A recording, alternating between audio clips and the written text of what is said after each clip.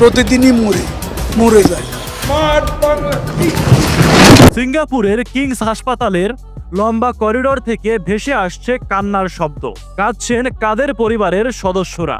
এক সময়ের স্টেজ ভাঙা, বর্তমানে কার্যক্রম নিষিদ্ধ আওয়ামী লীগের সাধারণ সম্পাদক ওবায়দুল কাদের নাকি আর নেই।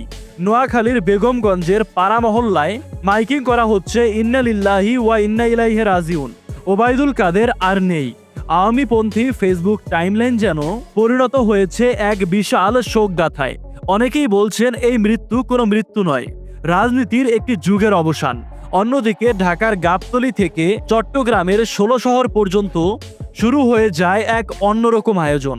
মিষ্টি বিতরণ, ব্যানার, পোস্টারে লেখা একজন কমলো। আনন্দ মিছিলেও যোগ দিয়েছেন কেউ কেউ। কারো চোখে অশ্রু, কারো মুখে হাসি। একই খবরে বাংলাদেশ বিভক্ত হলো দুই ভাগে। সামাজিক যোগাযোগ মাধ্যমে মুহূর্তেই ভাইরাল হয়ে পড়ে একটি পোস্টার, ওবায়দুল কাদেরের মৃত্যু ঘোষণা, সঙ্গে একটি অস্পষ্ট হাসপাতালের বিছানায় শায়িত ছবি। তাতে লেখা রয়েছে ২৩ মে দেশে আনা হবে মরাদেহ, তার জানাজা হবে নোয়াখালীর বেগমগঞ্জে। এই পোস্টারের উপরে ভর করে শুরু হয় আলোচনা, বিতর্ক, নানাবিধ প্রতিক্রিয়া আর আবেগের জোয়ার। কিন্তু এত বড় ঘটনাটি কোনো প্রকাশিত গণমাধ্যমে এখন পর্যন্ত কেন কভার করা হলো না? আরও প্রশ্ন ওঠে, ঘটনা যদি সত্যিই হয় তাহলে সরকারি বা দলীয় কোনো ঘোষণায় কেন এই নিয়ে কোনো পোস্ট করা হলো না? আওয়ামী লীগের অফিসিয়াল পেজগুলো নীরব। ঠিক এই মুহূর্তেই সামনে আসে তথ্য যাচাইয়ের প্ল্যাটফর্ম রিউমার স্ক্যানারের অনুসন্ধান।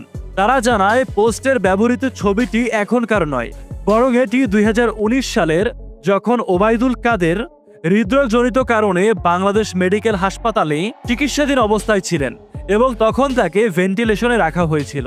ছবিটির মূল উৎস দৈনিক যুগান্তরের। চোখ খুললেও কথা বলতে পারছেন না ওবায়দুল কাদের। আর এই সংবাদ প্রকাশিত হয়েছিল ৩ মার্চ ২০১৯ সালে।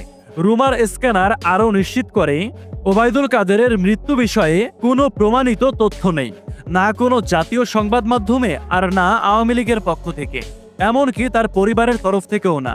অর্থাৎ পুরো দেশ যে শোক আর উল্লাসে দুই ভাগে ভাগ হয়ে গেছে, তা শুধুমাত্র এক টুকরো ভুয়া পোস্টারের গুজবের ভিত্তিতে ছড়ানো মিথ্যা গুজবে।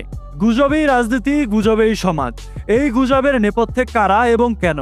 রাজনৈতিক ষড়যন্ত্র, ব্যক্তিগত প্রতিহিংসা, নাকি নিছক ভাইরাল হওয়ার লোভ?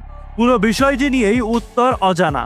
তবে সবকিছু মিলিয়ে স্পষ্টভাবে বোঝা যায়, ডিজিটাল যুগে একটি অপমানিত ছবি এবং তথ্য কিভাবে পুরো দেশের মানসিক অবস্থাকে একেবারে নাড়িয়ে দিতে পারে। সোশ্যাল মিডিয়ায় যাচাই না করে তথ্য ছড়ানো এখন যেন সবারই অভ্যাসে পরিণত হয়েছে।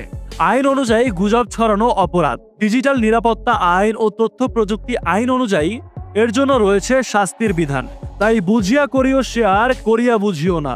আবারও বলে দিচ্ছি, ওবায়দুল কাদেরের পরলোক গমনের এই তথ্যটি একেবারে ভুয়া। আর এই পুরো বিষয় নিয়ে আপনার কোনো মতামত থাকলে কমেন্টে লিখে জানাতে পারেন।